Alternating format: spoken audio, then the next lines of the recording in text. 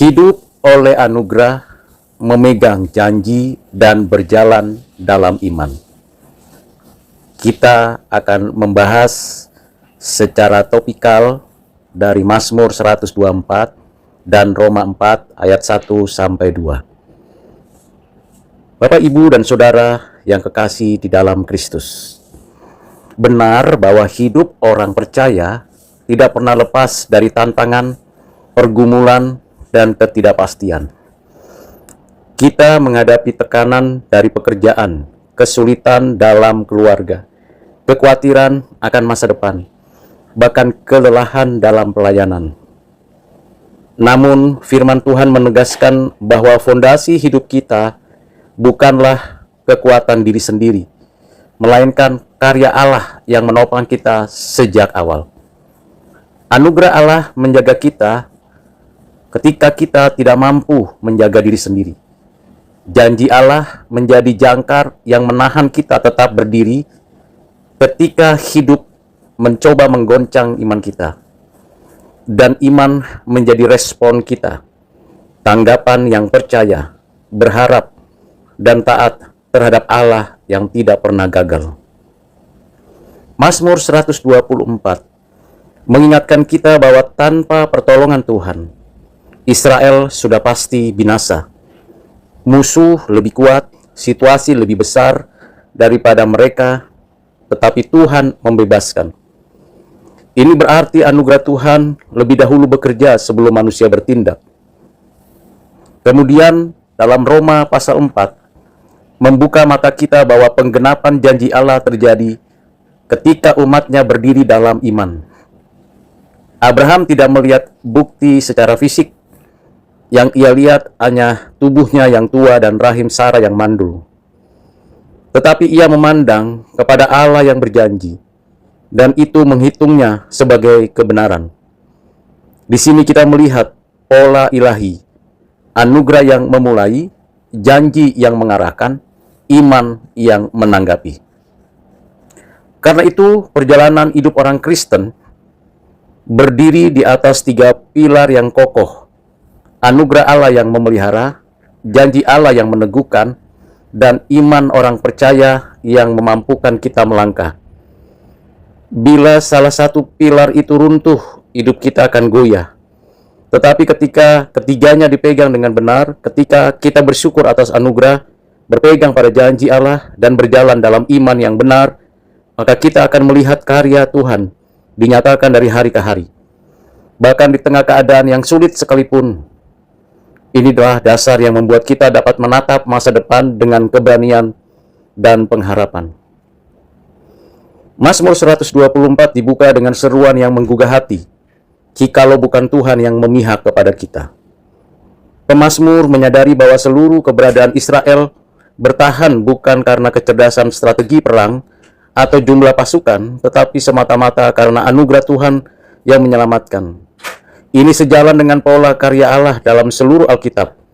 Ketika Israel terjepit di tepi laut Teberau, tidak ada kekuatan manusia yang dapat menolong, tetapi Tuhan sendiri yang membelah laut itu agar umatnya berjalan di tanah kering. Ketika Daniel dilemparkan ke dalam gua singa, keselamatannya bukan hasil kepiawaiannya melawan binatang buas, tetapi karena Tuhan yang mengirim malaikatnya dan mengatupkan mulut singa-singa itu.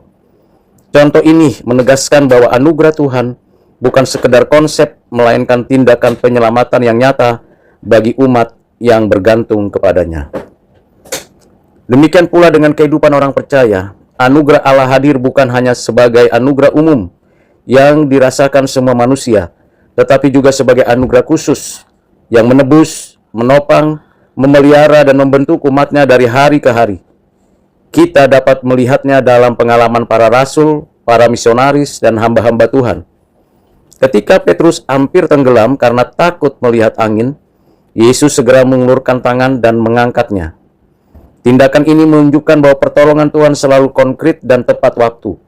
Begitu pula ketika Paulus menghadapi berbagai bahaya dalam pelayanan, kapal keram, aniaya, dan kelemahan tubuh. Ia mengakui bahwa ia hanya bisa bertahan karena kasih karunia Tuhan sudah cukup baginya.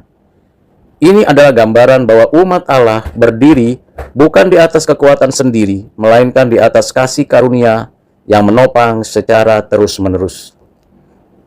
Saudara yang kekasih di dalam Kristus, kasih karunia yang sama juga bekerja dalam hidup kita hari ini. Betapa banyak hal yang sebenarnya bisa menjatuhkan kita. Ketidakpastian, pekerjaan, tekanan ekonomi, pergumulan keluarga, atau kondisi kesehatan yang melemah.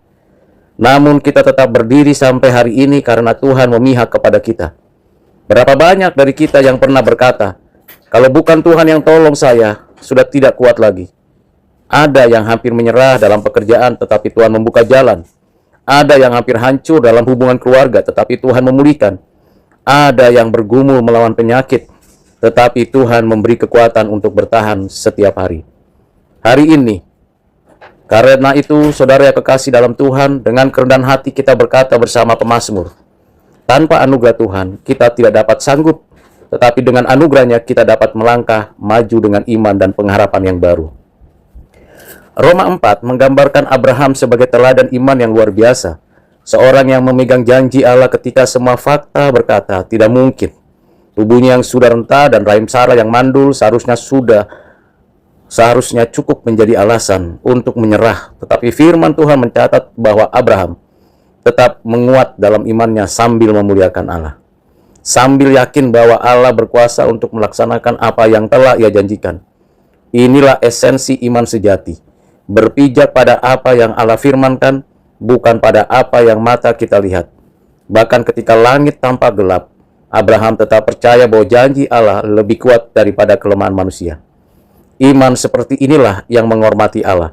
Iman yang percaya bahwa janjinya adalah bagian dari anugerah khusus yang tidak pernah gagal. Janji-janji Allah dalam perjanjian lama dan perjanjian baru menunjukkan bahwa rencana Tuhan tidak pernah gagal oleh keterbatasan manusia. Ketika Yosua menghadapi tembok Yeriko yang mustahil ditembus, Tuhan tidak memberikan strategi perang manusiawi, tetapi janji bahwa ia akan menyerahkan kota itu. Dan janji itu digenapi ketika tembok runtuh, tepat seperti firman-Nya. Ketika Maria mendapat kabar bahwa ia akan mengandung Mesias, ia sempat bingung karena ia belum bersuami, namun malaikat berkata, sebab bagi Allah tidak ada yang mustahil. Kedua kisah ini menegaskan bahwa janji Allah bukan teori rohani, tetapi tindakan nyata yang mewujudkan di tengah situasi yang tampak buntu. Janji Allah selalu diikat oleh karakternya. Karakter Allah itu setia, benar, dan tidak berubah. Saudara yang kekasih di dalam Kristus, orang Kristen hari ini pun memiliki janji-janji Allah yang sama kuatnya dan sama nyatanya seperti yang dialami Abraham, Yosua, dan Maria. Di tengah ekonomi yang tidak menentu, Tuhan berjanji adalah gembala yang mencukupi. Ketika keluarga retak oleh konflik, Tuhan berjanji memberi damai sejahtera yang melampaui segala akal. Ketika pelayanan terasa berat dan melelahkan, Tuhan berjanji bahwa masih ada kasih karunia-Nya yang cukup dan kuasa-Nya menjadi sempurna dalam kelemahan. Bahkan dalam kecemasan masa depan, Yesus berkata, aku menyertai kamu senantiasa sampai kepada akhir zaman. Karena itu, ketika realitas hidup menekan, kita tidak berdiri di atas perasaan, pandangan orang, atau keadaan.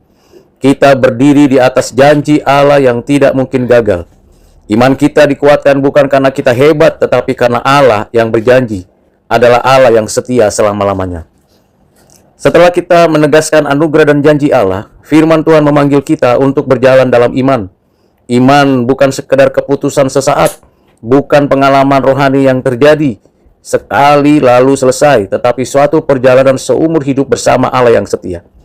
Iman adalah instrumen yang dipakai Roh Kudus untuk membuat kita mengenal, menerima, dan meyakini janji-janji Allah dari hari ke hari sejak kita dilahirkan kembali. Karena itu, iman membentuk cara hidup yang baru, cara hidup yang benar, yang baik, yang suci di hadapan Tuhan. Paulus menegaskan bahwa iman Abraham dicatat bukan untuk dirinya sendiri, tetapi juga untuk kita, yaitu mereka yang percaya kepada Kristus yang telah mati dan bangkit. Artinya, apa yang Allah lakukan dalam hidup Abraham menjadi pola bagi setiap orang percaya hingga hari ini. Iman yang terus-menerus berperang, berpegang pada Allah dalam seluruh perjalanan hidup. Mazmur 124 menutup dengan deklarasi dan menjadi gaya hidup orang beriman. Pertolongan kita adalah dalam nama Tuhan yang menjadikan langit dan bumi. Ini bukan sekedar slogan rohani, tetapi fondasi hidup umat Allah. Ketika pemazmur berkata demikian, ia sedang mengajarkan bahwa setiap langkah hidup orang percaya dalam pekerjaan, keluarga, pelayanan, keputusan besar, sehingga pergumulan pribadi harus bertolak dari keyakinan bahwa Tuhan adalah sumber pertolongan kita. Iman tidak menunggu keadaan menjadi mudah. Iman tidak menunggu jalan menjadi mulus. Iman bergerak karena tahu bahwa Tuhan yang memerintah atas langit dan bumi berjalan di depan, seperti Israel yang melangkah setelah Tuhan membelah laut Teberau, seperti Petrus yang melangkah keluar dari perahu saat Yesus memanggilnya. Demikian pula iman kita harus bergerak mengikuti suara Tuhan. Saudara yang kekasih di dalam Kristus, panggilan Tuhan bagi kita minggu demi minggu adalah hidup dengan iman yang bersandar penuh kepada Kristus. Kita bekerja dengan iman karena kita percaya Tuhan membuka dan menutup pintu. Kita membangun keluarga dengan iman karena hanya kasih Kristus yang sanggup memulihkan relasi yang retak. Kita melayani dengan iman karena pelayanan bukan hasil kekuatan manusia, tetapi karya Roh Kudus. Kita menatap masa depan dengan iman sebab kita tahu Kristus yang telah mati dan bangkit itu memegang seluruh hari esok kita. Jadi marilah kita menjalani hari-hari ke depan bukan dengan mengandalkan diri sendiri, melainkan dengan iman yang teguh kepada Allah yang setia, menyertai, menolong, dan menuntun kita sampai garis akhir.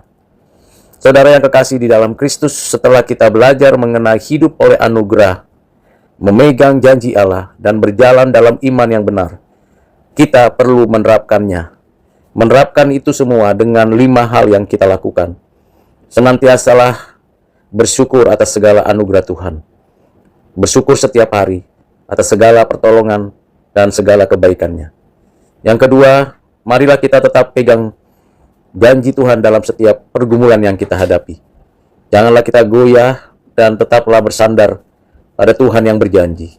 Yang ketiga, ambillah keputusan yang benar sesuai dengan firman Tuhan, supaya iman kita diisi oleh firman, dan kita juga dengan kemampuan dari Tuhan, iman bergerak dan kita berbuat sesuai dengan kehendak Tuhan. Yang keempat, jadilah saksi dimanapun kita berada. Kiranya orang lain melihat iman dan kita tidak hanya berkata-kata, tetapi bertindak dengan karakter yang baik, yang benar, yang suci. Dan kelima, hiduplah kembali sesuai dengan kepercayaan kepada Tuhan, bahwa Tuhan menyertai kita. Demikian 5 hal yang perlu kita lakukan. Karena itu saudara yang kekasih dalam Kristus, hidup orang Kristen adalah perjalanan yang hanya dapat dijalani dengan anugerah Allah, dipandu oleh janjinya, dan diteguhkan oleh iman percaya, di mana kita menerima pertolongan Tuhan, dan diingatkan bahwa janjinya yang ada di dalam hidup kita pastilah digenapi. Marilah kita hidup hari dengan iman, dengan teguh kepada Tuhan dan menyelamatkan dan yang menolong kita. Tuhan Yesus memberkati saudara sekalian. Amin.